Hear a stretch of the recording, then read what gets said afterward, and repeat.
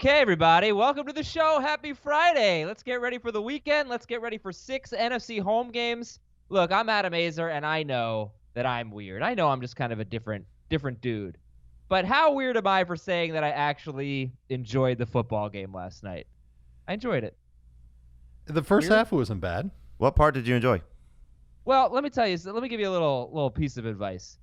The game started at 8:15 or so Eastern. I didn't start watching until after 10 o'clock. I DVR'd it. Mm-hmm. So It is a great way to watch the game, especially one bogged down by penalty flags.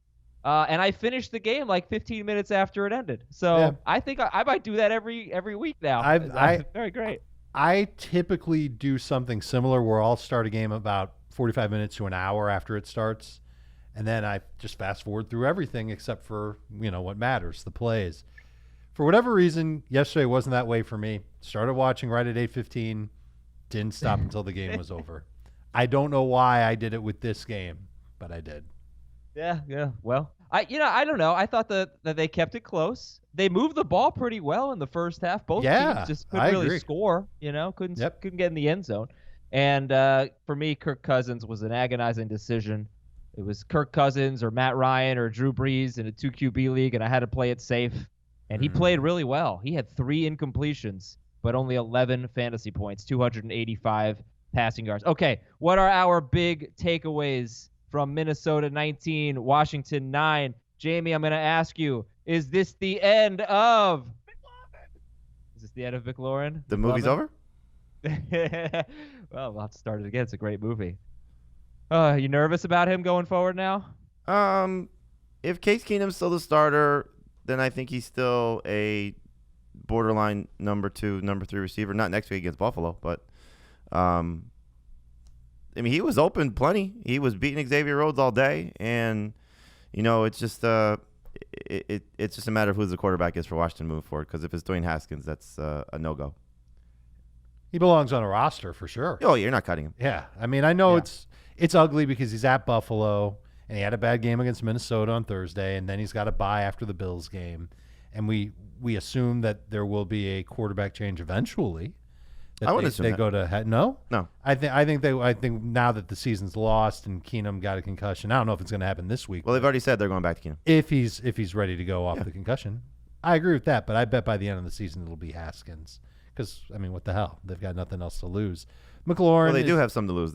If they don't think Haskins is the guy and they want to go back in the don't they have to evaluate him? Arizona, they've got to put him out there. If they want to go the Arizona route and take another quarterback. All the more reason to put him out there and see if he can play. Right. So Jamie, you don't think that? Oh, I'm sure that they will. Who's the quarterback? Okay, right. So we probably think at some point Dwayne Haskins is going to be their starting quarterback. He looks terrible. I know he's come in twice in games that he hasn't started. It's not the ideal situation, but he's not ready. It's obvious, or he'd be playing. So it's just not good. McLaurin, look, at Buffalo, no. Bye after that. Okay, and then the schedule's not as bad. Jets, Lions, at the Panthers, at Green Bay, Philadelphia, Giants in Week 16. That's really good. Is he still even a top 24 wide receiver going forward, or is he more in the flex conversation? The flex conversation. Yep. Okay. And let's give a little credit to Adrian Peterson. It's 3 games in a row where he's been worth using. He was only started in non-PPR anyway. He's only started in 10% of leagues. He's 72% owned, 14 carries for 76 yards, plus 2 catches for 27 yards. That is now 3 straight games with 76 or more rushing yards. And that's all I have to say. I guess I'm surprised at his effectiveness. I would say he looked good last night, and maybe the best he's looked maybe in the last 2 or 3 seasons. I'll give him credit for it, and he's also, like McLaurin, worth having on a roster and maybe used as a bye week running back, but you're not going to be confident doing so. You won't feel confident using him against Buffalo. I don't think you'll feel great using him against the Jets when he comes off the bye. He still remains a low-ceiling fantasy running back. All right, Jamie, let's talk about the Minnesota Vikings. Another 100-yard game for Diggs. That's 3 in his last 4 games. That's 3 straight games. 4 in his last 5 games. That's 3 straight games with 143 or more receiving yards for Diggs. He had a fumble. He didn't score, but he had a great game. And this was no Thielen, obviously. But Yeah, and he this was not a game that really requires a lot of dissection, I guess. But anything to say about the Vikings? No, I mean Dalvin Cook's awesome, and Yeah. Diggs is he's been on the most traded list, I think, for basically the entire season, whether it's been people buying low with the hopes of this or selling high after one of his, previous good games. But I think you just have to understand he's not going to be a double-digit target guy, and so he has to be this efficient, catching all 7 of his targets. But this is what the upside is with him, as we've seen the last few weeks. And so, they have a matchup next week in Kansas City. We'll see how that goes for them. If the Kansas City Magic holds, the Arrowhead Magic holds this week against the Packers, you're probably going to be a little bit concerned about, how high you should value these guys, and Thielen expected to return as well. But at this point, they're must-start receivers. Where would you rank Diggs rest of season? Because they both, I think Thielen and Diggs in that draft we did on Monday, both of them, I believe, went in the 3rd round in a 3-receiver PPR league with a flex. So you need receivers. I thought it was a little early for Diggs. So, okay, he's taking advantage of if Thielen were out, then no, it wouldn't be too early for Diggs. But we know what the situation is. It's a little inconsistent. The passing game's been just fantastic, too good lately. It cannot be this good, this efficient, I should say. So where would you rank Diggs? Who are some comparable receivers? This might sound crazy, but would you rather have Allen Robinson or Stefon Diggs rest of season? Robinson. I'll take Diggs in non-PPR, but Robinson in full PPR. And I think both. I think you can qualify Diggs as a top 24, if not top 20 type of receiver, a number 2 receiver. He's proven it that he's going to be boom or bust. He's not going to give you good numbers every single week. We talked about that, but he's got potential, and potential's enough to start players in fantasy football. Oh yeah, but I think if you can turn him into a top 12, like if you turn him into Tyreek Hill or something like that, you do that, right? Oh, of course. Well, you can't do it straight up. You're going to have to throw in some stuff. You might if Really? Tyreek has a bad game. I wouldn't do it. No. I'm just saying you have the potential. This is why you explore trades, is that now it's clearly contingent on Mahomes, but if Mahomes is going to be out for another 2-3 weeks and somebody needs to win now and Tyreek has a bad game, then there's going to be some panic setting in, sure. Look what Diggs is doing. Like I said, 143 or more yards, 3 straight games. Thielen played in 2 of them. 4 games out of 5 with 100 yards. Thielen played in 3 of those 4 big games. So, maybe we could be wrong. Maybe he really is this good. But I think there's enough of a inconsistent track record between, with Diggs when Thielen's healthy. That's probably what you should expect. And they still are not throwing the ball a lot. Kirk Cousins, 4 games in a row where he's played very well. And he's thrown more than 30 passes once. And I'll say we can say he played very well. I know the points weren't there last night, but he did a good job. All right. That's Washington and Minnesota. And there we go. We got the drop. All right. We got the survey for you to take at cbssports.com/survey. Feel free to make a comment about the McLovin drop if you'd like. Hashtag AskFFT all weekend long. We're answering your questions with hashtag AskFFT, mostly Saturday and Sunday morning. I'll be doing it on Saturday night. I think Jamie pops on there Saturday in the afternoon. But Ask FFT, all the guys on the staff will be answering your questions, but you got to use that hashtag on Twitter. Hey, Watch HQ. We got a DFS special today, basically, and the latest news and stuff on Fantasy Football Today, noon Eastern on HQ. Fantasy Football Today is at 10 a.m. Eastern on Sunday on CBS Sports HQ. How do you watch HQ? Well, if you have a smart TV, if you have a Roku, an Apple TV, whatever, download the HQ app. It's all free, CBS Sports HQ app, and just start watching 24/7 sports coverage. And our radio show, Saturday night, CBS Sports Radio, Sirius Channel 206, Eye on Fantasy Football, 10 p.m. to midnight Eastern. It'll be a lot of fun. It always is. It's a call-in show. Do you know how many callers we had last week, Adam? I do, because you told me, or I wouldn't have. What was it again? Like 54? Yeah. So we've got to beat awesome. that. We've got to beat that this Saturday. It's you and me again. We're going to go for 55 plus. I will be brief so we can make it happen. Here's some stats to know as we get ready for the 6 NFC home games. Tyler Lockett and DK Metcalf share the lead with 9 red zone targets for Seattle. Lockett has caught 6 of those 9 targets for 3 touchdowns. And as Dave pointed out to me yesterday, DK Metcalf has not caught a pass in the red zone, 0 for 9. But I love the involvement, and you got to like the matchup at Atlanta. So what do these stats mean to you as we take a look at the Seattle-Atlanta game? You know what to do with DK Metcalf. Or, I'm sorry, with Tyler Lockett at this point. You're starting Tyler Lockett. There's lots of good upside. And Metcalf is an excellent flex receiver this week, PPR or non-PPR, because of the matchup, because of the Falcons and how bad they are defensively. There are breakdowns. And I love the fact that they just keep trying to go to Metcalf in the red zone. It's not like he had like 8 red zone targets in week 1 and then they've just gone away from him since then. It's been steady, and I think that we could see him get a couple more on Sunday. Good GPP play as well. There you go. Gerald Everett in his last 4 games. Jamie, he has 8 or more targets in 3 of 4 games, and he's had 3 good games. He had 44 yards and a touchdown, 50 yards and a touchdown, 136 yards at Seattle. He had 1 stinker when Jared Goff threw for 78 yards. But I just want to put it out there how involved Gerald Everett has been. 8 or more targets in 3 of his last 4 games. Well, don't necessarily discount the game where Goff was terrible, because he was second on the team in targets. Kupp had 6. He had 5. So he had more targets than Woods and Cooks in that game. So they've kind of made a concerted effort to lean on both their tight ends. Higbee's been playing a lot as well.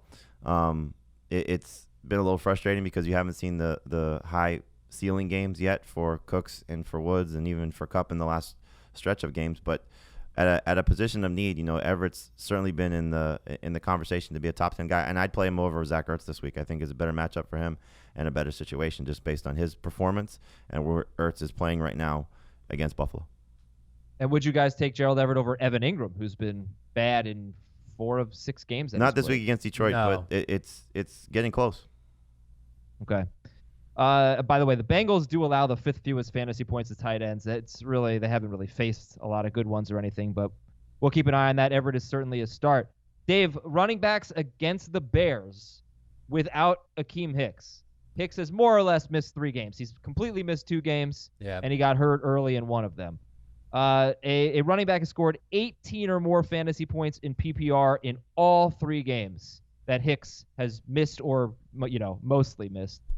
So the Chargers coming to town, 18 or more fantasy points in PPR in 3 games without Hicks there, running backs against the Bears. What does that mean to you? Well, it would mean that Austin Eckler would be a must start if I believe that the Chargers coaching staff would get him more involved.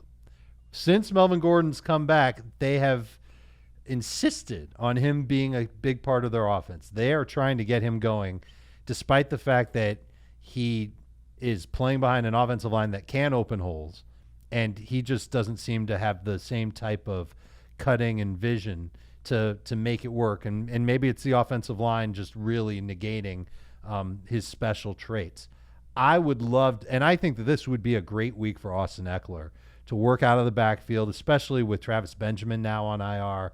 Chargers need speed on the field. Eckler's got it. He had a great game last week catching passes out of the backfield. I want to trust him in PPR leagues. If I have to trust him in non-PPR, I'm going to do it. And I think he's awesome in DFS this week. I think his price is right, and I think the opportunity to catch a lot of passes is there. For Austin Eckler. All right, but not for Melvin Gordon. You listen, I still feel like Melvin Gordon is touchdown dependent. I don't want to rely on him for that. I don't think that he's going to, what's he been averaging? 15-plus touches for sure. Yeah, I don't know. So bad. Yeah, like I can't count on him to turn that into 85 yards and a touch. No. Even though the Bears' defense has been bad, Chargers' offensive line has been bad, and he just has not looked good behind it, so I don't want to trust him if I don't have to. All right, just a couple more stats to throw at you. This is unbelievable. I don't know. I wonder when the last time this happened. Look it up. You won't be able to find it, but try. Yeah. San Francisco has held the last 3 quarterbacks it has faced to 100 or fewer passing yards. Mayfield, Goff, and Keenum. 100 or fewer passing yards. 3 straight games against San Francisco, and those 3 quarterbacks have combined for 2 fantasy points. All right, Kyle Allen, you're up next. You're saying he's going to be bad? Yeah, I mean, I don't think he's going to be terrible, but I think he'll get 100 yards, but he may not throw for 200. And how about this? So since Sheldon Rankins came back, the Saints have actually he's their best defensive tackle. They've faced a lot of quarterbacks who can run the ball. Prescott, Winston, Minshew, Trubisky. They've combined for 21 rushing yards and no touchdowns in 4 games. Prescott, Winston, Minshew, and Trubisky, 21 rushing yards, no touchdowns against the Saints. Why is that relevant? Kyler Murray coming to town. All right, these games are so much different than the AFC home games. Like, these are good. These are some really good games, and I don't know what games are you guys really fired up for this week, if anything? Tampa Bay and Tennessee. Can't wait. No, see, that's I think that game's interesting. I am excited about that game. Yeah. I'm excited about that game. Really? Huh? Yeah. Excited? Absolutely. I want to see what Ryan Tannehill does for an encore, and I want to see how the Bucs look coming off the bye. I think the Falcons-Seahawks game could be a lot of fun. I think the Lions-Giants game could be very interesting. It could be. You guys, I was looking for some rankings disputes for the NFC home games, and the only one I could think really notice was Daniel Jones. Yep. You guys are, Yeah, I'm not as how cemented you're in all Daniel too Jones. high on him. I'm worried that you're all too high on him. I'm not even sure if he doesn't poop his pants, he'll be okay. But he's probably he ate a lot of fiber. He's probably gonna poop his pants. That's the problem is if he doesn't poop his pants. Because if he doesn't poop his pants, it's the defense that's just frazzled and torn apart. But they might be getting better. Well, I was listening to a radio show and talking about how the locker room is not happy about the Diggs trade. No, that's and true. so I wonder how that plays itself out on the field. If there's any carryover, because you see that from time to time. But I do think that Golden Tate's going to have a monster game, and Ingram should be fine. It's just a matter of do they just lean on Saquon Barkley and try and protect Daniel Jones? Or is it a shootout? Because I think you're going to see the Lions put up points, and he's having to throw and maybe has the magical third quarter, certainly fourth quarter that we saw against Tampa Bay, where he's bringing them back from 17 points down. Now I don't think he's going to do that, but will he have a 20-plus point day?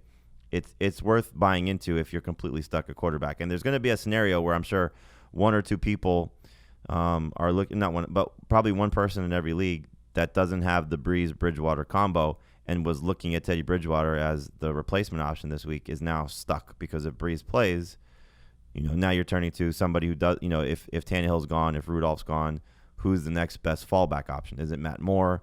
Is it Daniel Jones? It's just a matter of what's the next quarterback that you pivot to. So I would take my chances with Daniel Jones over Ryan Fitzpatrick, for example. He struggled against Washington, 14 points, 6 point per passing touchdown. Yeah, I don't know if that's against Arizona. Is that if he can't do it against them, right? But the Arizona game, I agree with you, because I had high expectations from that game. It's the Washington game. It's almost like Kirk Cousins. Like, I don't think he played necessarily poorly. He didn't have a great game, but it was Wayne Gallman just kind of carried the offense there. And but that could happen now that Saquon's there. I agree. It could happen.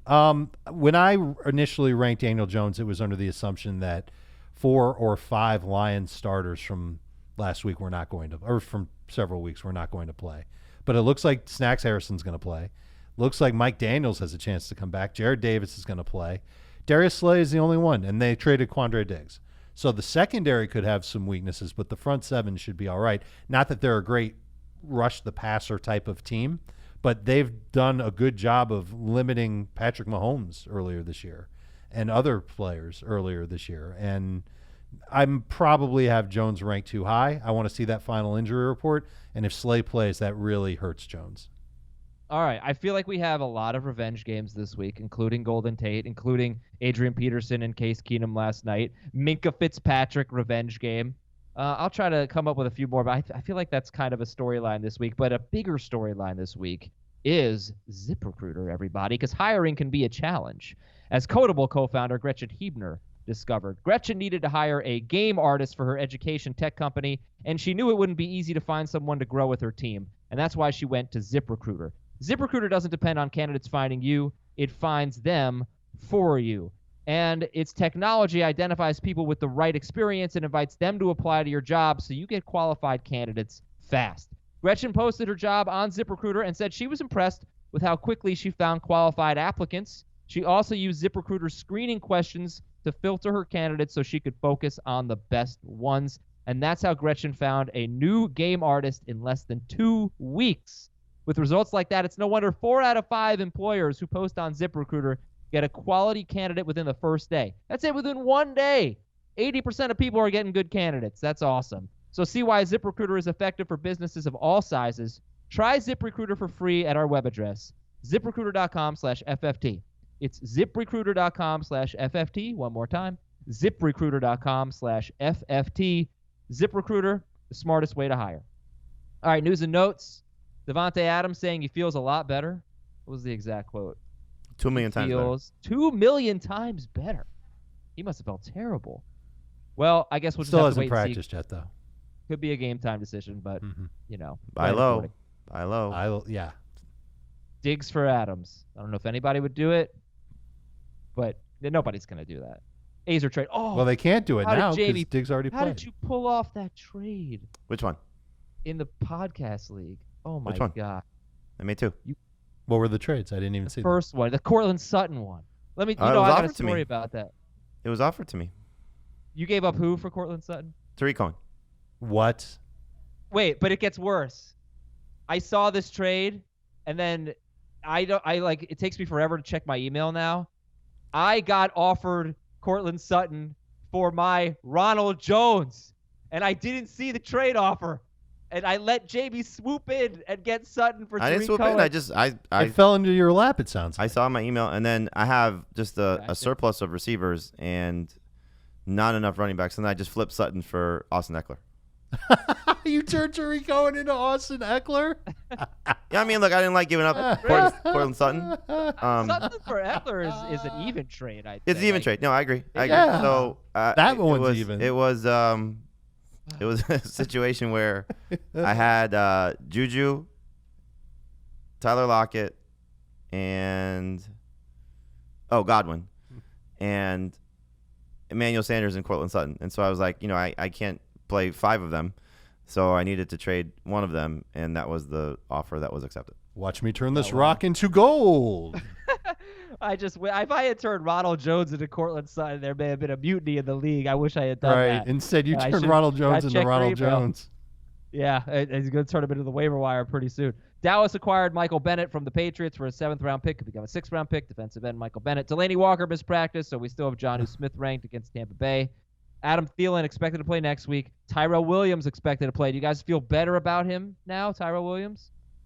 Well, I mean, the fact that he's active, yes. I feel better Well, about him. no. Based on what we said yesterday, I think he's still a number 3 receiver. Okay. Agreed.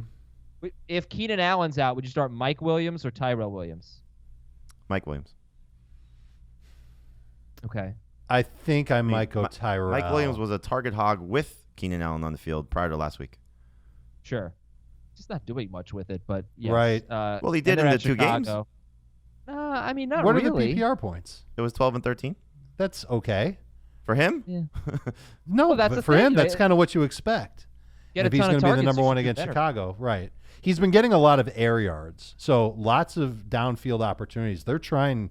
The Chargers are trying to get both these receivers going. They know that they haven't been producing lately, and if Allen is hamstrung, this is a problem. Yeah, Allen. I don't might think miss the Williams game. will We take gotta advantage. Yep, he'll be okay, Preview but that he game. won't be great. So Josh Jacobs missed practice. I picked up DeAndre Washington in like 5 leagues. Am I crazy, or are people No. just not caring about I this? did the same thing in a couple of leagues. Jacob said Thursday if the game was Thursday night, he would play. So he's going to be fine. Then I And he guess I'm thinks he crazy. can play without practicing. It's not worth it. You're not crazy for doing it. What's the worst that happens? Who'd you drop Right. for him? I think I dropped Cortland Sutton, Tariq No, you Cohen. No. I don't know. Nobody good. Nobody. Right, good. exactly. So you're taking a chance on nobody. Daryl good. Henderson in one league, stuff like that. Malcolm All Brown. right. Your life won't end. Patrick Mahomes did some. Okay, let's talk about Mahomes, Breeze, and Ryan. How many of them do you think play this week? 2. Which two? Breeze and Ryan, right? Breeze and Ryan. Yeah. I think, look, it'd be crazy if they play Mahomes. I mean, obviously they need to win. They need to keep pace with the Patriots if they're going to try and get home field advantage. But LOL. agreed. But still, don't risk it. If he's that close, then give him another week to make sure he's 100% and play him next week. What if they make him active, but they start Matt Moore? And there's a chance that if Moore stinks, they put in Mahomes. You can't trust Wait. Mahomes in fantasy if that happens. What But if they that's a make him possibility. active and he plays 2 snaps and then he leaves the game? And then they All right, tweet we about gotta it. And then we get blamed let me for keep it? going here. Alvin Kamara was limited in practice. We still think it's Latavius Murray, right? That's getting close. I mean, the fact, again, that they got rid of a running back and that he's trending in the right direction. If I'm the Saints, I wait a week. Toward 2 weeks because he has a bye next week. Yes. Yeah. Jamison Crowder has a knee issue. Robbie Anderson could get traded. Ooh. That would really kind of hurt the Sam Darnold love. Yeah, I got a lot of questions. I did I know you teased it before. I tried to do a Thursday, Friday, Saturday Ask FFT, and so the one yesterday I got a lot of. Do I pick up Robbie Anderson? Do I drop this guy to hold Robbie Anderson because I was going to make a transaction? We have no idea where he's going. Philly makes a ton of sense just because they have a need at wide receiver. There's probably going to be some surprise team in there that Seattle, a team that can use another receiver too, but him going someplace else at this point. I don't think he's going to be a significant difference maker. I could be wrong, but I don't know if that should sway how you approach Robbie Anderson. He would be a deep ball threat who would be very boom or bust. Right. So if he goes, kind of what he is now. If he goes to Philly and Deshaun Jackson comes back, now you're talking about having Ertz, Goddard, Jeffrey, Jackson, and Anderson. It makes them better, but it makes our headache worse.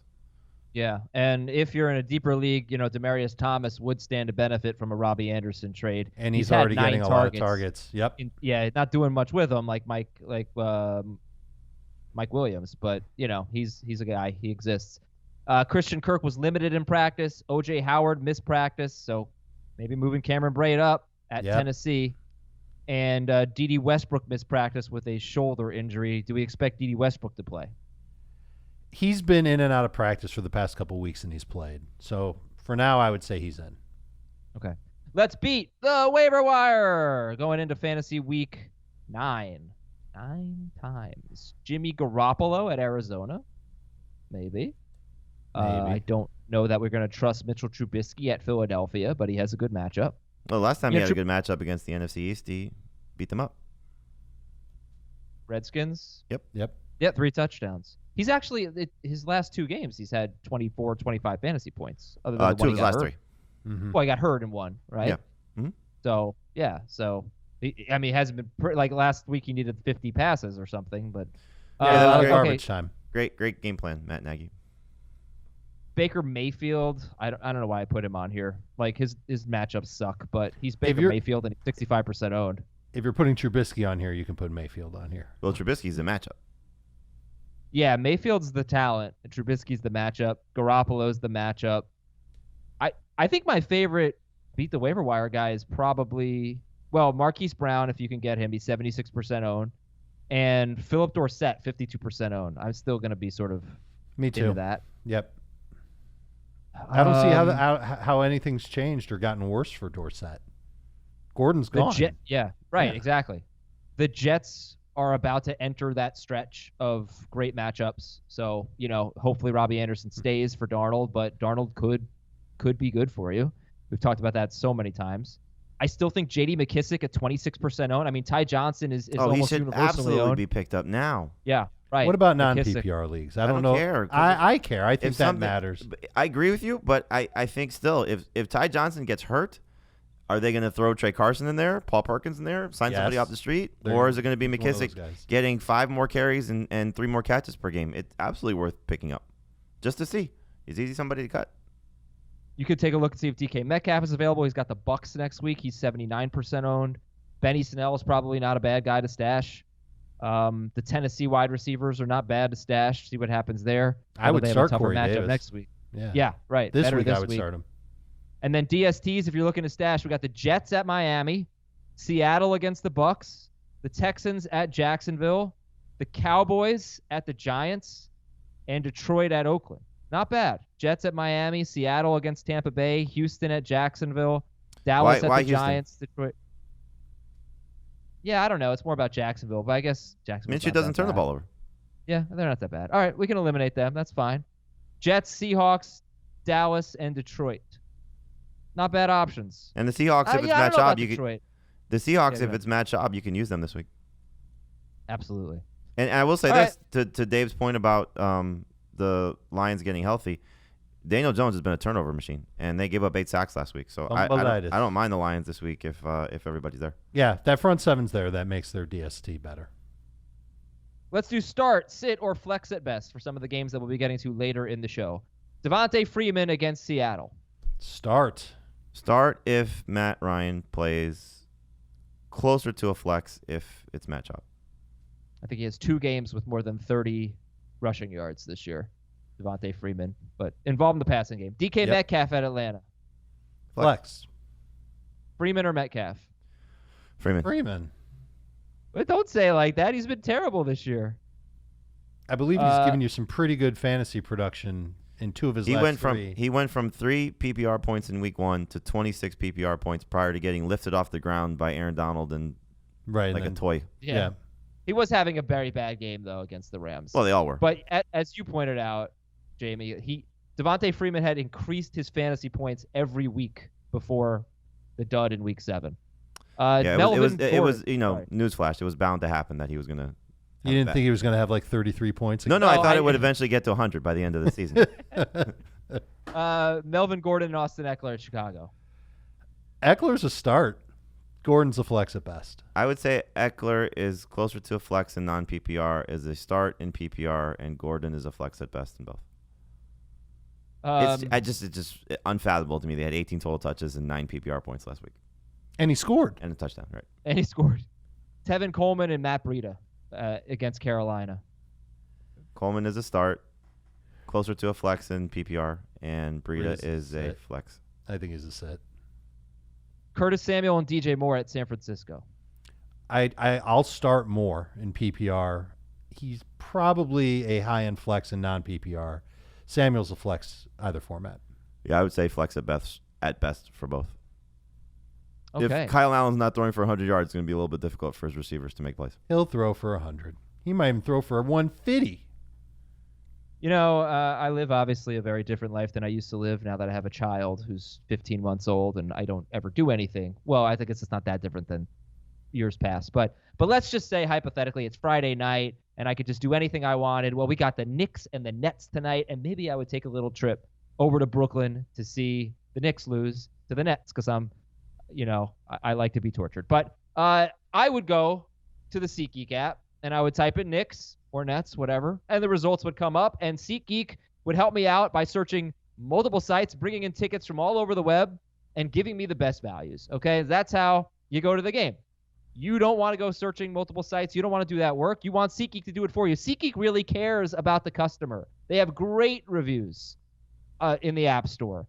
They make it very easy to buy your tickets. It's an extremely simple approach, and you get great prices because you get tickets from different sources. And by the way, every purchase is fully guaranteed. And we have a great offer for you of $10 off your first SeatGeek purchase. And I do want to say that I get emails, I get tweets from people thanking me for recommending the SeatGeek app because they are seeing what I'm seeing, that things are just less expensive and just easier on SeatGeek. So please download the SeatGeek app and use our promo code to get $10 off your first purchase. Download the app and use the code FFT for $10 off that first purchase. Again, that is promo code FFT for a $10 discount on SeatGeek. You should be excited about RJ Barrett. Oh, yeah, I am excited about RJ Barrett. I drafted him in a fantasy basketball league last night. What round? It's a keeper league, so you get to keep young players for 3 years, the way that the rules are set up. So I took him in round 2. Wow. Yeah, like Zion went 1. That I understand. Well, when Zion won, John Morant was the first pick of the second round, and then I had the 4th pick to the end of the second round, so 20th, and I took RJ Barrett. Interesting. Wow. I didn't think you did a draft after the season started, huh? It's the NBA starting early just really screws things up. We got a great email that I can hope to read about a Halloween contest. By the way, Halloween has already been won. There is a baseball player for. Damn, I clicked off it. I think it's a small school. The one of the players dressed up as Forrest Gump for practice. He hit a ground ball, got thrown out at first, didn't stop running, jumped out of the state. I promise you, Google it. It'll be worth your time. He is in full costume at his baseball practice, and it's just exceptional. I'll see if I can find his name before the show's over. All right, here we go. Giants are at the Lions, the first game that we are previewing today. And your stat of the game, a running back has scored double-digit fantasy points in non-PPR in 6 of 7 games against the Giants. The only exception was the Washington game. In fact, Buffalo and New England had 2 running backs that scored double-digit fantasy points in non-PPR. double-digit fantasy points in non-PPR is a solid floor. That's, at worst, the number 2 running back, somebody worth starting in non-PPR. If there are no catches, then okay, that's probably like closer to 24 in PPR or something, but that's a good game. So what do you think about Ty Johnson and J.D. McKissic this week? Are you recommending them? Before you guys found the guy's name. So it's Tyler Junior College, and his name is Ren Reynolds. Oh, and he Does he ran. have a friend named Stimpy Simpson? Okay, know, Ty but Johnson it's and J.D. McKissic. I think Ty Johnson's worth using as at least a flex, number 2 running back. So if you picked him up, and you're stuck at running back, it's such a good matchup against the Giants. And the assumption would be that he's going to get the significant portion of the 19-plus touches that Kerryon Johnson was averaging prior to leaving the game last week. So in his first 5 games, he was basically around 19 touches per game. So if he's getting 16 touches against the Giants and, hopefully they're quality touches, it's an offensive line that's struggling to run block. We saw that in Kerryon Johnson's bad games. He was great against the Chiefs, but for the most part, everything else has been a little bit of a struggle. And I would assume he's probably going to get 2 to 3 catches on top of that. They don't really throw their running backs a lot. McKissic would probably take the majority of that stuff, but, it's just hoping for him being the one near the goal line, him being the one getting the majority of the quality touches. And so it's not as good as, let's say, Chase Edmonds. If you had the choice of picking both those guys up, or you picked up Edmonds last week and Ty Johnson this week, but there's still an opportunity here for the 80% of the Wayne Gallman game that we saw against Washington, 70% of the Wayne Gallman game. Just a guy stepping into a positive role in a good matchup. Well, Chase Edmonds, does have a brutal matchup. So you would still start Edmonds over Ty Johnson? They're back-to-back for me. Yeah, it's not close for me just because of I don't think anybody's taking Chase Edmonds off the field. If this game gets up and down and Ty Johnson's not running well, then we'll see a lot more J.D. McKissic because they clearly trust him more in terms of passing situations, pass blocking. Darrell Bevell has a track record with him. So that would be the concern for me, is that Chase Edmonds, passing downs, running downs, he's going to be the guy there. And we've seen numbers against the Saints. If you get 13 or more touches against the Saints, you don't have a great rushing total, but your total yards are typically pretty good. And so I think that's where I would come out in this, is that, full workload and track record, I would lean toward Chase Edmonds, but Ty Johnson has a much better matchup. I wouldn't surprise me if they were similar in fantasy points by the end of the week, and that Chase Edmonds maybe 2 or 3 better in non-PPR and 3 to 5 better in PPR. Yeah. I think the matchup's just too good for Johnson. Yeah. It is good, but last week, Jamie said if they lose confidence in Ty Johnson, whatever, I've said this now, this is like the 4th time this week I'm saying it, but that may have happened already in the second half when he had 3 carries and J.D. McKissic had 2 carries. They were also trailing now they at were that behind. Point. Yeah, they were, but he didn't run the ball well, Ty Johnson. So not last week, no, but he has in the past. But Kerryon hasn't been running the ball well. This is just not a good running team, and so if they can't run against the Giants, and let's just say wouldn't be such a shock because the Detroit defense has been a letdown, healthy or not. That Saquon gives them a touchdown lead. They hold, they get a field goal, they're up 10 points, and all of a sudden we can't run the ball. So Ty Johnson's off the field. All right, so Matthew Stafford is your number 3 quarterback this week. Holy cow. It's a perfect storm for him. It's perfect. It's a good matchup at home with no reliable run game. So you're going to see the attempts go up. And I think the production's going to be 4 touchdown good. I don't know about that, but 3 touchdowns. I think you can write that in for him. There's only been 2 teams that have not had a quarterback over 21 fantasy points against the Giants. So I would say that's kind of the floor, is right around early 20s. And so I don't think he's going to let you down. And then it's can he get to the same ceiling that he got against Minnesota, where he's 36 points? That was the season best for him. He's averaging a career high right now. 8.03 yards per attempt. So he's challenging down the field against a secondary that has struggled when they haven't had a pass rush, and I don't think they found a pass rush. So it's an opportunity here with Marvin Jones coming off a great game, with Kenny Golladay the chance to bounce back and still play at a high level. The other 2 guys that have had flashes with Danny Amendola and TJ Hawkinson. And then look, for what Ty Johnson may do as a runner, I think both guys kind of profile as good airbacks, guys that can get out of the backfield and catch the ball.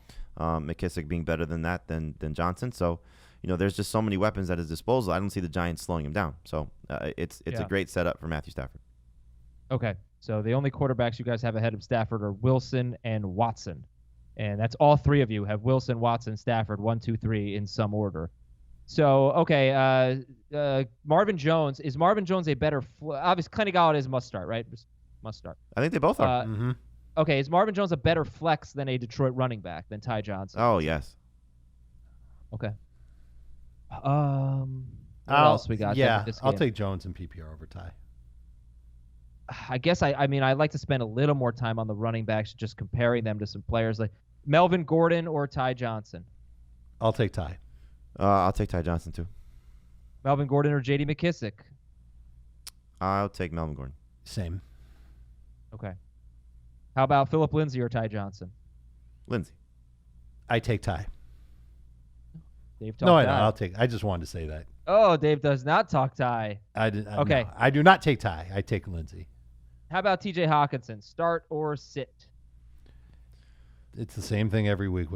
Can he catch a touchdown? Can he have a football stay in his hands for more than half a second while he's standing on painted turf?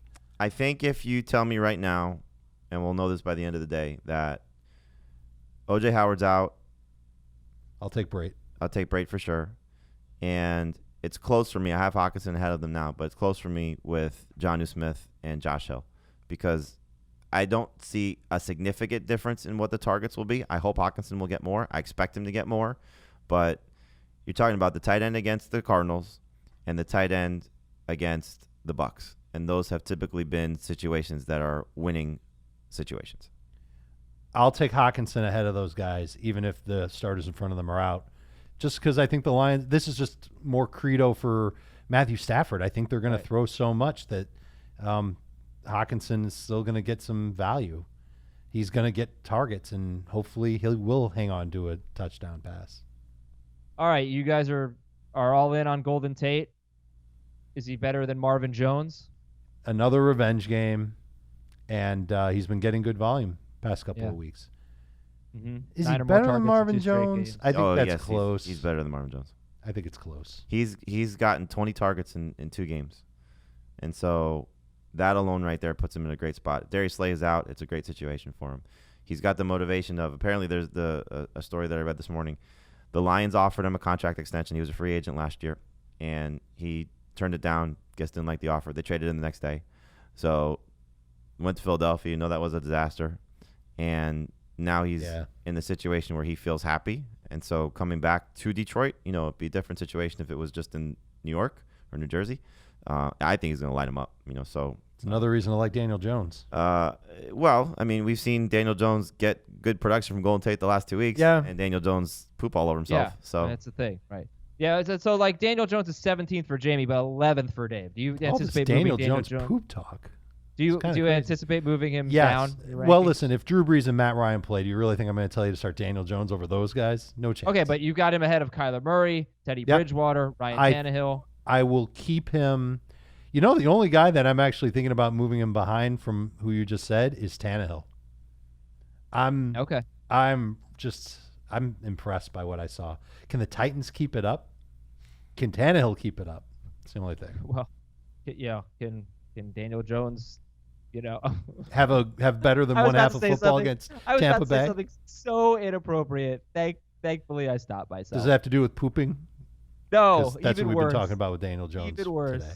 That's the theme of this podcast. Saquon Barkley start. Evan Ingram. It's a great matchup for Saquon Barkley. Hopefully he goes off and wins you a league. A week. I don't know if he's really done that yet, but Evan Ingram. Are you confident in him, or just kind of have to start? I mean, I feel like if he struggles again here, then we might start thinking about sitting him. I'd start Hooper, Henry, and Waller ahead of him. Those are probably the only 3 guys. Kelsey and Kittle. Those are obvious guys. I think you'd start them over Ingram anyway. I don't know how obvious it is with Kelsey with Moore, but sure. Okay. So if you picked up Hooper, if you picked up Waller, if you picked up, who was the other one you said? Hunter Henry. Start him over Evan Ingram. Double H. All right, we're going to take a break here. Not an audio break, just a Change Studios break. So, we'll talk about Arizona and New Orleans in about 1 second from now.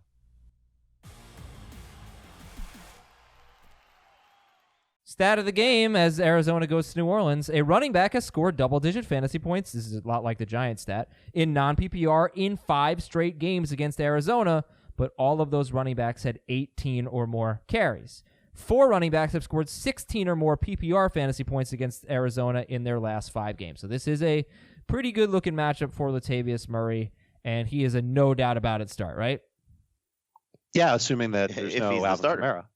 So, And he could even be a decent flex if Kamara is active, because I have a hard time believing that the Saints are going to pile on the touches on Kamara heading into their bye. Okay, so if Kamara plays, is he a no doubt about it start, given what happened last time he was out on the field? Yeah, I would lower expectations if he plays. I mean, you're not benching him. You're not okay. You're not going to bench him for like Ty Johnson, but No. would he even be like a top 10 running back? Yes. All right. I don't know if he'd be that high for me. You're not playing Chase Edmonds over him. You're not playing Ty Johnson over him. I mean, mostly it's going to be the usual suspects. Okay. Let's talk about Chase Edmonds. He had 27 carries last week. David Johnson had only 2 games of more than 12 carries all year. By the way, the next 4 matchups for Chase Edmonds, or if he's the guy, against top 4 teams against running backs. So brutal schedule starting right now. What I've noticed from the Cardinals is that they like to tailor their offense to their opponent's weaknesses. And that's a little bit different than what they were doing at the beginning of the season, which is let's put 4 wide receivers on the field and see if we can attack via the forward pass. They are modifying, and that's a plus. And it actually makes it a little bit easier to trust certain players in fantasy because of it. It just so happens this week that the Saints really don't have a lot of weaknesses defensively. They're great against the run. They've got Marshawn Lattimore that's going to hurt half the field for Kyler to throw to. It's not an easy matchup for them. So who are you starting? Like who are you confident in with the Cardinals? I don't want to start Kyler Murray. I don't have enough confidence in quarterbacks that I have ranked behind him. I think he could struggle. I think this is a week for Murray, like we saw against the Saints earlier this season, where quarterbacks are just sort of getting to that 20-point number, not necessarily with a huge ceiling. So I know what you said, Adam, about quarterbacks who run against them, but I think he'll still get you 3 to 4 points with his legs, 30, 40 rushing yards, chance to run one in. I think he'll throw for 1. It's a matter of how much mistakes will he make and what the yardage ceiling is on top of it. So he doesn't feel like a high ceiling player this week. No. I would like him better if Christian Kirk played. He's not a DFS guy, unless you just want to be contrarian and hope that he pops. But I think he's, I have Kyler Murray in a couple leagues. I'm not making a transaction to pick up Ryan Tannehill or, Mason Rudolph. I throw Bridgewater in there too, but we don't know his status. But the two main waiver wire guys that we talked about Tuesday, I don't think that's the move you want to make unless you have just roster spots to play with. And you guys would start. Jamie would start Minshew over him. Dave wouldn't. You would start Josh Allen over him. Jacoby Brissett, close. Dave says yes, Brissett over Murray. Jamie, not quite, but they're close. I think they're the same type of quarterback this week. I think they'll be right around 20 fantasy points. Okay. Chase Edmonds or Marvin Jones? Jones and PPR, Edmonds and non. Yeah. Chase Edmonds or Mike Williams if Keenan Allen's out? I'll take Edmonds. Mm-hmm. Okay. So Larry Fitzgerald or Chase Edmonds? Edmonds. Chase Edmonds. I think Fitzgerald has a bounce back game this week, but it's not something I can say with any certainty. I just think that they're going to be chasing points, and you get him away from Lattimore just where he lines up. So I know he's not ranked to where I had him ranked for the last month because he's been a disappointment, but I think if you're still starting 3 receivers in a 3-receiver league, I'm not benching him. It's more so for PPR because I think he can get 6+ catches. Mm-hmm. Yeah, New Orleans has allowed 100 yards to a wide receiver in 4 of 7 games and 87 yards to Allen Robinson last week. So the Dallas and the Jacksonville games were the only times they were really, really good against wide receivers. In fact, the Saints gave up the 9th most fantasy points to receivers, but you do have to factor in Larry Fitzgerald just hasn't been very good. It's just plain and simple. The quarterbacks for New Orleans, maybe if Drew Brees plays, maybe that makes it better for Kyler Murray and Larry Fitzgerald. You'd think they'd score more points. But where would you rank Brees if he plays? Top 12. 10. Ahead of I'd Kyler take him Murray? over Murray. Yeah. I'd take him over Brissett. I'd take him over Jameis. What about Bridgewater? Bridgewater's a little bit lower, but I mean, I like top him. 15. This pass defense is awful, but they had one game where they were good, and it was with Patrick Peterson. It's possible that he is going to make that big of a difference, but they do give up the 4th most fantasy points to quarterbacks, the 3rd highest passer rating in the NFL. They did a very good job against Daniel Jones. Maybe Peterson is going to make that big difference. We talked about Latavius Murray. He's a must-start if Kamara's out. If Kamara's in, you can play them both. Murray would be a flex. And I guess to put it in perspective, if Kamara plays, would you go with Murray or Ty Johnson? Ty Johnson. I'd go Kamara. No, if Murray. Kamara plays, do you go with Murray or Ty Johnson? Oh, Ty Johnson. I'm sorry. Okay. Yeah. And Michael Thomas, is that the only Saints wide receiver you're going to start? Yes. Mm-hmm. And then Josh Although, Hill. if Breeze plays, it makes Ted Ginn a little more attractive because home games is where he typically excels, and he would almost certainly not see Patrick Peterson unless he just lines up there. I didn't see, did Peterson travel last week? I can check. I don't think so. Peterson's going to travel with Michael Thomas on the outside for sure. But Thomas lines up inside so much. I know. So on those plays, I don't know if Peterson will go, but I will. I can tell you check. for sure he did not follow Golden Tate. Well, I'm like Right, 90% Tate sure plays about in the that. slot So I don't think he followed Darius Slayton. And No, then but he lined up against someone. as far as on the Josh outside, Hill whoever it goes, was. I'm sorry. As far as Josh Hill goes, we don't expect Jared Cook right now. And Hill is definitely a streamer. I mean, he's definitely an option there along with Hawkinson and Jonnu Smith and Cameron Brate. I think we've talked about it enough, but he's right there. So if Howard's out, Brate or Hill? Great. Arizona allowing the most fantasy points to tight ends. Final question. If Jared Cook plays, does he go into your top 10, like ahead of Eric Ebron? Yes. No. No? Okay, he's got a touchdown in 2 straight games. That's all he can get you. And it's against And he Arizona, will. so he'll get it. Cincinnati at the Rams. Stat of the game number 1. Let's talk about... Wait. Do you want the details on Peterson? Go. He played nothing but outside corner last week, and he did that all of last season. So, and I'm sure it's been that way for most of his career. The only way he would travel into the slot is if the coaches say, hey, go follow this guy no matter where he goes. It's a different coaching staff than what he had last year. Maybe they do it, but my guess is that he won't. Cincinnati and the Rams. We might have some FanDuel options here, and you need to get in our FanDuel contest at FanDuel.com/FFT, baby. No, baby's not part of the URL. FanDuel.com/FFT. Actually, the contest is FanDuel.com/league/FFT. You need to sign up at FanDuel.com/FFT and get $5 in site credit every week for 4 weeks. That is a great, great offer. You can get into a $5 contest basically for free 4 straight weeks. So go to FanDuel.com/FFT. Sign up. Put $20 in. Get $20 back in site credit. $5 a week for 4 weeks. Now, you're tired of your buys. You're tired of all your injuries. You got Devontae Adams and you can't take it anymore. You got Alvin Kamara. You don't want to stress picking up DeAndre Washington to cover your butt if you have Josh Jacobs. Okay, don't worry about it. Just go on FanDuel and play the guys that you know are playing and play the ones that have good matchups and play the players that you don't think a lot of others are going to have in their lineups, the contrarian plays that win you a lot of money. Love me some FanDuel. Several lineups every week. Heath has like 100 lineups every week. People who love DFS absolutely love playing on FanDuel. It is the best. So go to FanDuel.com/FFT and sign up right now. Get that $20 in site credit, $5 a week for 4 weeks. FanDuel.com/FFT or download the FanDuel app. All right, here we go with the Rams and the Bengals. Jimmy Garoppolo, the only quarterback to score more than 22 fantasy points against the Bengals without a rushing touchdown. Teams just don't throw enough on the Bengals. But, you know, they were worse. They were pretty bad against wide receivers last week, which they had been good against all year, basically, without Drake Kirkpatrick. So that's a big difference for them. Anyway, how do you feel about Jared Goff? Is my long-winded way. You got to start him. Confidence restored last week. Another great matchup this week. Biggest concern is if Todd Gurley in the run game takes too much away from him. Right, and remember, 11 of the last 12 running backs with 15 or more carries against the Bengals have had 100 yards rushing or a touchdown. The one who didn't had 91 rushing yards. So it's just a lock. You get 15 carries, you're going to have a big game against the Cardinals.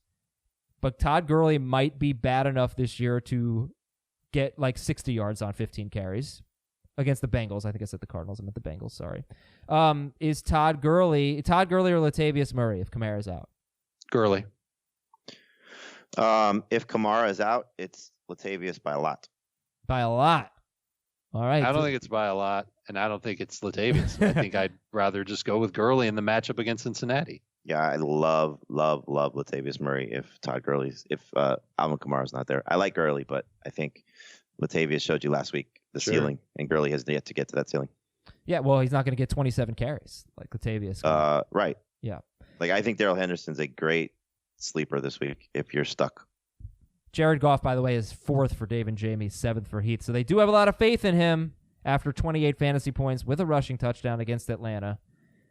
All right, so the wide receivers for the Rams. Are you starting them? Who are you starting? Kupp, for sure.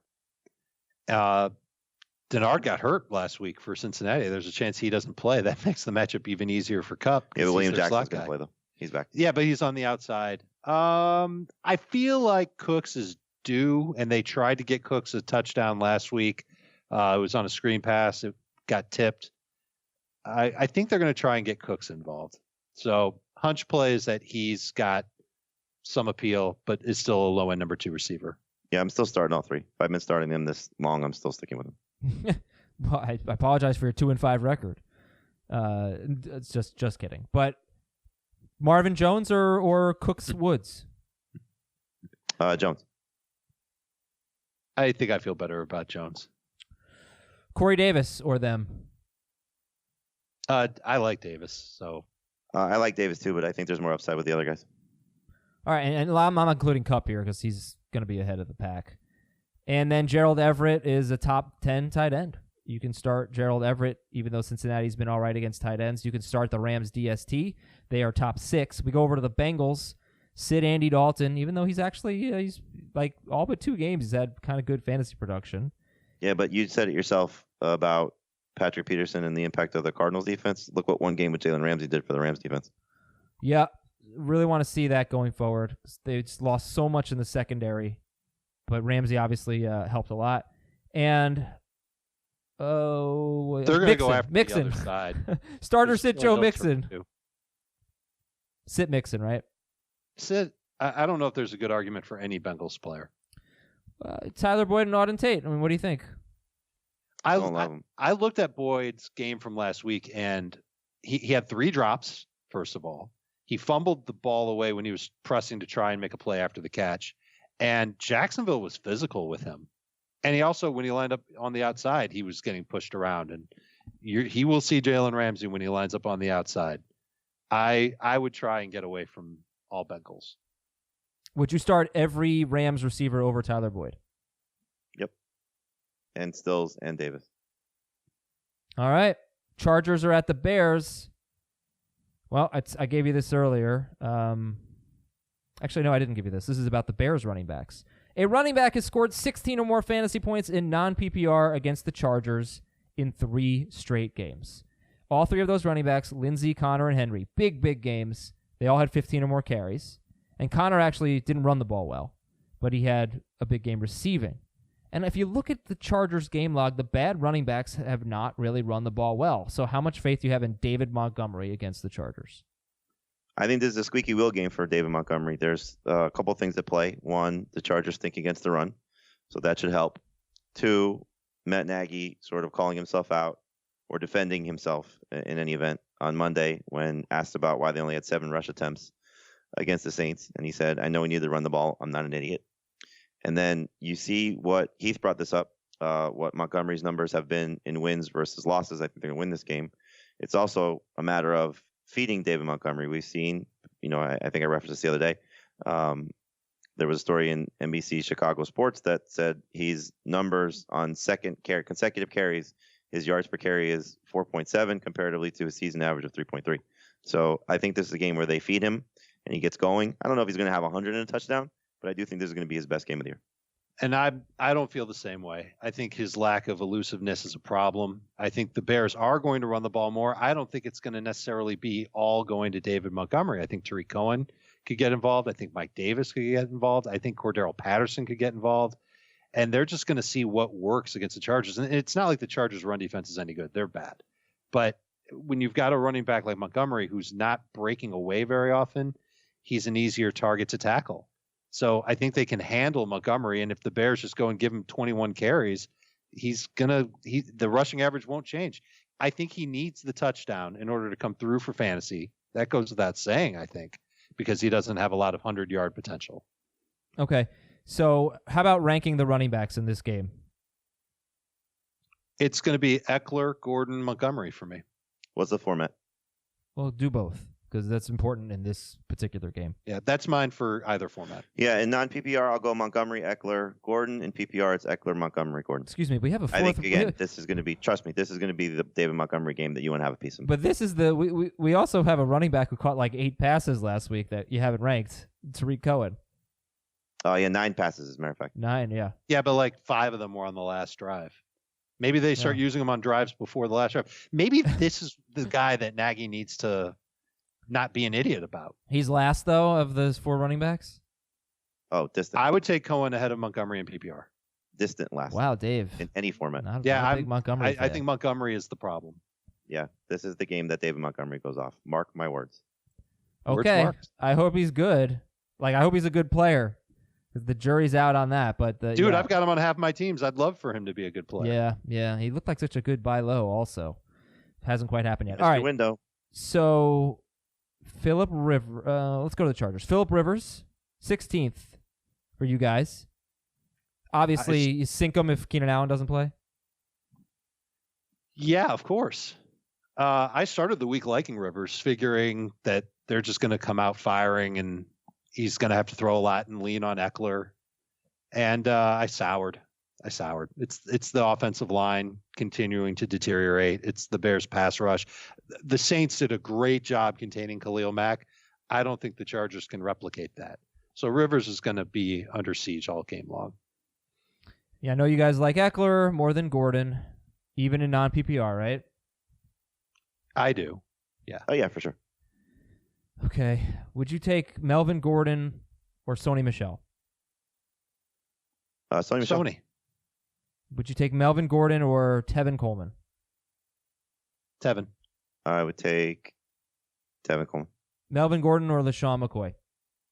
McCoy. McCoy. Okay. Sitting Melvin Gordon. Hunter Henry must start, and then, if Keenan Allen plays, I mean, do you trust him? He's got 4 straight games with no more than 5 catches or 61 yards and no touchdowns. He is a close to 20, number 20 wide receiver. I've got him higher than that. How about Allen Robinson versus Keenan Allen? Robinson, easy.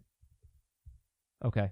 Yeah, Allen Robinson is, I think Dave might have Keenan Allen ahead of Allen Robinson. But they're both. I do. I'm obviously, if Keenan Allen doesn't play, that's an obvious switch. And if he's limited and then he ends up coming into this game at less than 100% and we catch wind of that before, it's easy to move Allen down. Allen Robinson is on pace for 109 catches, 1,237 yards, and 8 touchdowns on 157 targets. He's getting 10 targets a game. He has twice as many red zone and green zone targets as anyone on the team. How many fuchsia zone targets is he? Fuchsia, I don't know. I don't have the breakdown of that. And all right, yeah, you can't sit Allen Robinson at this point. You can start the Bears DST and the Chargers DST low end starter. Carolina at San Francisco. Did I forget anyone in that game, by the way? I don't think I did. Carolina at San Francisco. So not only have the Niners not allowed more than 100 passing yards in 3 straight games, they haven't given up a touchdown to a running back all year, still. And they haven't given up more than 10 PPR fantasy points to a running back, still. So we're sitting McCaffrey, right? Yes, of course. Certainly. Yeah, no. McCaffrey Especially actually, if you're playing against me. He has run the ball very poorly in both of the tough matchups that he's had. But I'm not even going to get into it like, obviously, you start Christian McCaffrey. Let's just see what happens. All right, DJ Moore and Curtis Samuel. What do you think about them? So I like Moore. I like the target volume. There have been 3 receivers with 7+ targets against the Niners who've all come through for good games. And DJ Moore's had 8+ targets in 4 of his last 6. And when he lines up, typically he's on the left side of the formation. And that means he's away from Richard Sherman. He might see undrafted rookie cornerback Emmanuel Mosley. I think that's a matchup the Panthers will buy into. He's my favorite. He's my favorite pass catcher in the game. Yeah, I don't know which DJ Moore we're going to get, because the first 2 games with Kyle Allen, it was combined 7 targets. And the last 2 games, it was 18 targets. So is it the guy that we've seen the last 2 weeks, or is it the guy, or 2 games, or is it the guy that they started out with Kyle Allen and going in that route? I think he's at best number 3 receiver. Same thing with Curtis Samuel, and Greg Olsen makes me nervous. Well, I'm just so interested to see how this Niners defense does against receivers, because they just haven't been challenged that much. There aren't that many receivers that have had a big target volume, and they did well against Beckham. He had 6 targets. They did well against Cooper Kupp. He had 6 targets, but for the most part, I've said it before, you get 6 targets against the Niners, you do well. 27 of the last 32 wide receivers with 6 or more targets have had 7 yards or a touchdown. 3 out of 5, I think. It's Godwin had a good game. John Ross had a big game. Tyler Boyd had a big game. Juju, I think it's 4 out of 6. Juju had a big game. Okay. No, Deontay Johnson had a big game. Yeah, it's been everybody except for Beckham and Kupp. Even Jarvis Landry had 4 for 75.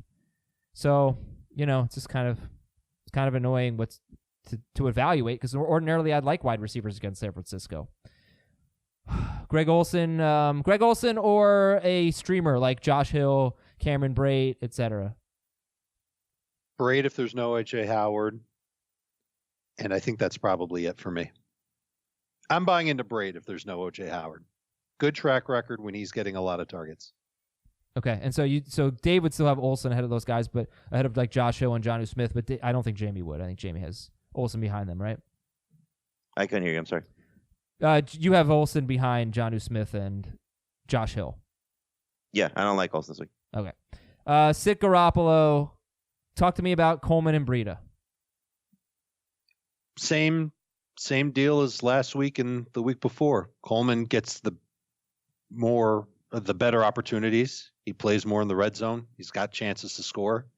Breida's between the 20s and needs a big play in order to help you out in fantasy. Tevin Coleman or Emmanuel Sanders, PPR? I think I'll take Sanders. Really? Yeah, I think they get him involved right away. All right, but Coleman has 16 to 18 carries in each of his last 3 games since coming back. That's hard to sit. I'm not saying right, but in a PPR league where he's not getting many catches and Sanders does. In his first game with the Niners, by the way, there's only been 3 games all year where a Niners wide receivers had 50 or more yards. That's why they acquired Emmanuel Sanders. Yeah. Okay, it's risky. I think he can get you 6 for 60 right off the bat. Panthers have not been so great against the run without Kawan Short. And Emmanuel Sanders, I think you may have already said that, but who's the best receiver in this game? No, I'm sorry, DJ Moore. Yeah, Moore, Sanders, Samuel. Start George Kittle. Start the Niners DST. One more game. Seattle at Atlanta. Anything like... Tevin Coleman or Devontae Freeman. Let's start with that. Freeman. Coleman in non-PPR and Freeman in PPR. Fair enough. Anything kind of sneaky here? Like, everyone's going to start Julio. Everyone's going to start Russell Wilson. Everyone's going to start Matt Ryan if he plays. And Tyler Lockett. So then I guess you're looking at Calvin Ridley and DK Metcalf. Yeah, Ridley gets a big boost if Matt Ryan plays. Like, Ridley would be a must-start guy because now he takes Sanu's targets away, and then that should hopefully help him out in a big, big way. Yeah.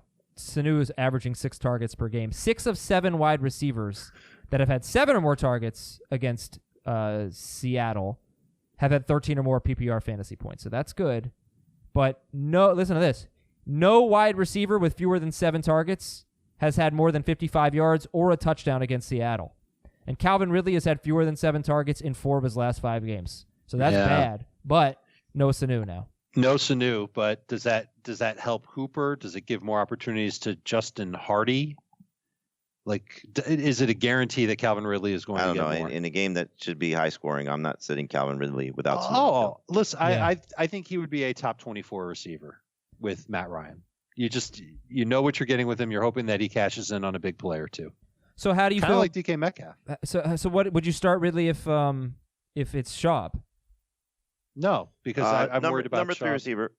Fine. He gets downgraded. Adam, I gotta go. So Still, enjoy your weekend. Cool. Still start Julio Jones with Schaub.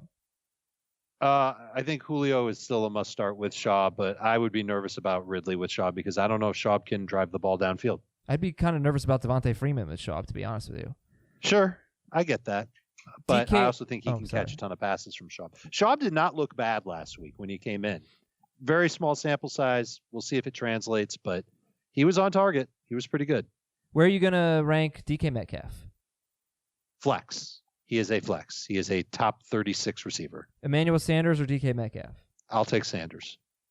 I think he's safer. Let's put it that way. If I want to take a chance, if I played against Stefon Diggs this week and Diggs went off in a PPR, maybe I'll bench him for Metcalf. All right, I got a feeling about Metcalf. He's getting some more targets recently. You know, Atlanta's so bad against receivers. They allow the second most fantasy points to quarterbacks, and they're not giving up passing production to running backs somehow, so it's going to the receivers. I want to finish the show by reading you a text exchange I had with Dave Richard yesterday. Dave says, "Hi, would you like to make a trade?" Yes. What would you like for Matt Moore in the 2QB league? Saquon and what else? And I wrote, I'll take Saquon straight up for Matt Moore. Okay, offer it up. Then make an offer I could really consider. I need a quarterback for this week. I replied, who are your quarterbacks? I need one for next week. Breeze and Ryan are on a bye. I only have 2, but if you want to give me Ryan for Dak, I could consider once we know for sure that Ryan will play. So I wrote, here's the issue. I don't want to start Cousins. By the way, I have 4 QBs in this league. I don't want to start Cousins. I want to start Ryan and Breeze. So I don't know what I'm going to do about that yet. Since I have Moore as a fallback, I can wait, I guess. And Dave wrote, okay. So in other words, I should rot in a fiery hell. Got it. Yeah, I didn't say that, Dave, but I'm sorry you interpreted it that way. My bad. I enjoyed that text exchange. I enjoyed talking trade with Dave Richard. And I enjoyed today's show. Thank you for listening, everybody. Dave, play us off. Da da da da da da da da da da da da da da